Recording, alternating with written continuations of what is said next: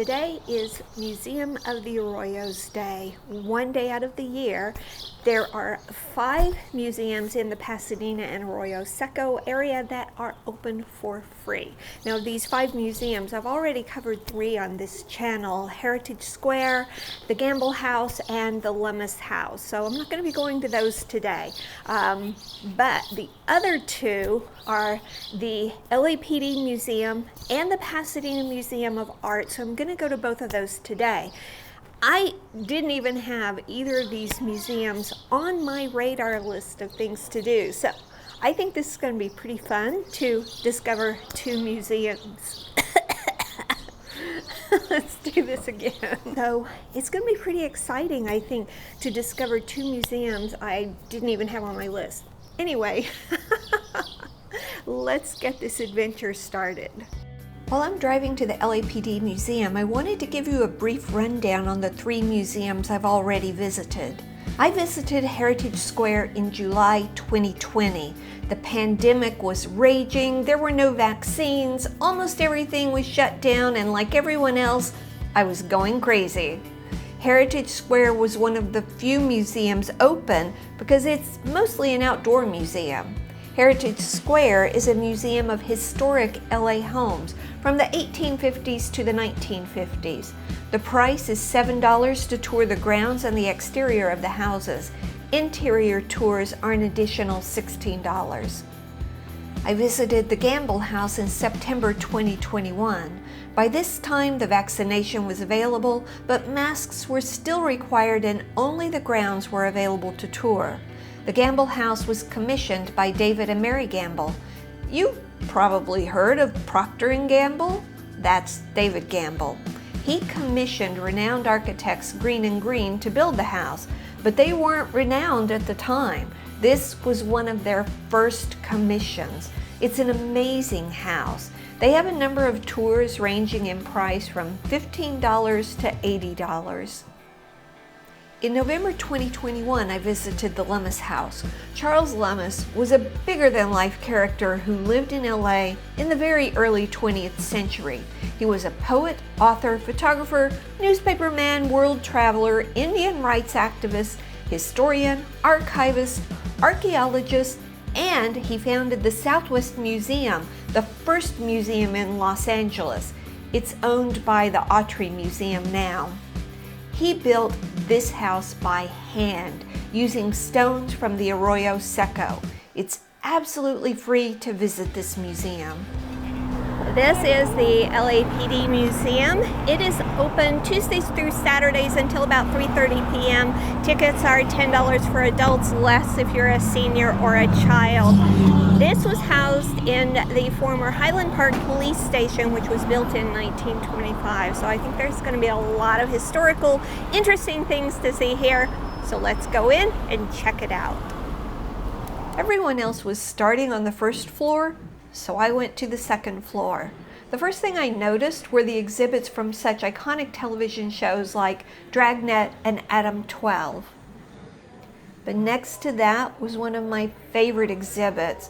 Dressed in period costumes are current and former law enforcement officers who have a wealth of information about LAPD history. Look at the 3 badges in this display case. Their designs show that they clearly belong to 3 different eras of LAPD, antique to contemporary. But all 3 badges belonged to this man, Officer Clarence Johnson, who had an extremely long career with the LAPD. These are uniforms through LAPD's history.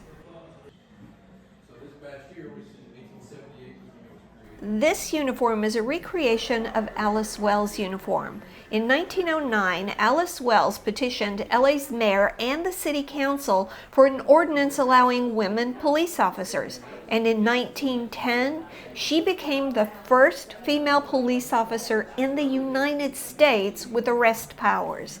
She founded police women's organizations. She persuaded UCLA to offer a course in criminology for women police officers. She introduced the concept of protective and preventative work among juveniles and female criminals. This woman's legacy is large and largely unknown outside the LAPD. By the way, She had to sew her own uniform. Several rooms are devoted to some of LAPD's most famous cases. These are artifacts from the kidnapping of newspaper heiress Patty Hearst by the Symbionese Liberation Army in 1974. She was held captive for 19 months. During that time, she changed her name to Tanya and participated in crimes with the SLA. When she was rescued, she said she was raped and they threatened to murder her unless she did what they said. Still, she was sentenced to prison and served 22 months. These are from the Onion Field Killers. In 1963, two men kidnapped two police officers in Hollywood, drove them to an onion field in Bakersfield, where they murdered one by throwing him on the ground and shooting him point blank. This model shows the officer on the ground and the bullet entry wounds. The second officer escaped and ran for help. The killing was made famous by Joseph Wambaugh's true crime novel, The Onion Field. This room is for the North Hollywood bank shootout in 1997.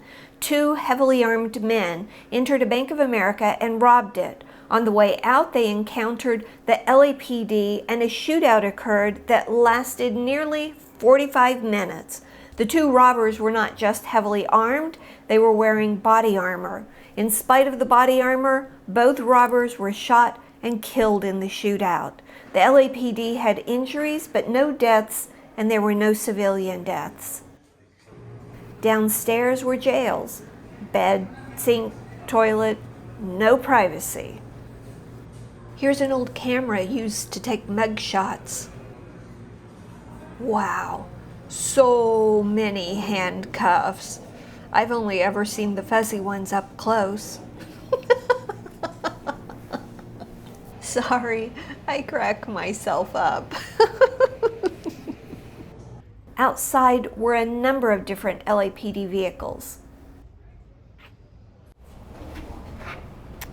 This police car is not from a movie set. This is a real police car with real bullet holes in it. They also had a police motorcycle, a helicopter you could sit in, a bomb squad vehicle, and an old Chevy paddy wagon.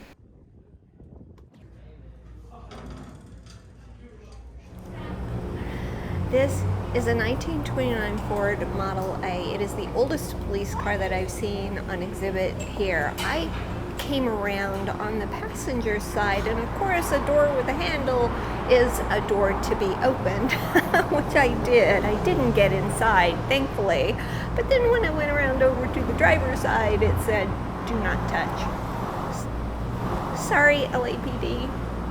You can see right here is the hole where they would put the crank to crank the motor over.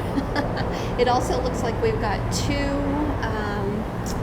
siren thingies here and here, and of course the headlights. And if you like hood ornaments, this hood ornament, I'm not really good at pointing and holding the camera, and this hood ornament is a real beauty.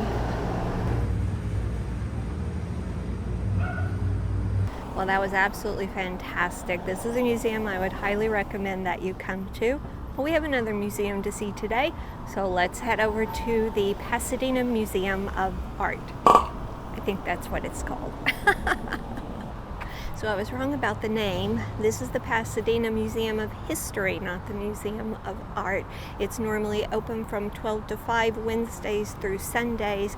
The admission price is $9, and then there is a separate charge of, I think, $17 if you want to take a tour of the mansion. So let's go in and see what they have. I'm excited. The Pasadena Museum of History's current exhibit is a history of quilts. I'm going to be honest, this wasn't my favorite exhibit. Quilting is an art, but it's not an art that appeals to me. Except there was this one quilt that I loved, the JPL quilt. This quilt was made last year by over 150 scientists and employees at JPL, Jet Propulsion Laboratory, to welcome Dr. Laurie Leshan, the first female director of JPL in its 86-year history. You can see the JPL in red in the center of the quilt, but look at some of the detailed squares. There are odes to Star Trek, Star Wars, and other sci-fi shows, as well as nods to actual space events. But there was one square that I was looking for. Here it is. Soft kitty, warm kitty, little ball of fur. Sorry, I crack myself up. So the mansion tour is not open today, but they have an exhibit of quilt history, the Finnish Art Museum, which is right over here, and then you can walk through the grounds to see this fantastic property. I will be coming back to take a tour of the mansion at some point, but today it's not open. The Finnish Folk Art Museum was such a surprise. It is so cool. First, a little history. The Finjes mansion was commissioned by Hungarian doctor Adalbert Finjes and his wife Eva in 1906, with an addition added in 1911. The house eventually passed to their only granddaughter, who married a Finnish diplomat, Y.A. Palaheimo. Palaheimo became the Finnish consul, and the Finjes mansion became the Finnish consulate. Finnish people typically have a summer home with a sauna, so Palaheimo had this redwood structure brought to the mansion property and turned it into a sauna and guest house. When the Finjes mansion was donated to the city of Pasadena, Finlandia took this cottage and turned it into the Finnish Folk Art Museum. It's the only museum of Finnish folk art in the entire United States. Everything here are authentic artifacts from Finland from the 1800s and earlier. I want to show you this mortar and pestle. Look at the date at the bottom, 1270. This mortar and pestle is nearly 800 years old, and it's just sitting out. So this has been such a fantastic day. Two outstanding surprises. The Finnish Folk Art Museum was amazing. I think that is partly because I got such a great docent. She grew up here. Her parents came over from Finland, and she had stories to tell. So if you get someone that good, any museum is going to be amazing. And then the LAPD Museum was also excellent. Highly recommend both of them if you are going to be in the LA area. I hope this helps you find your adventure. Thank you for watching.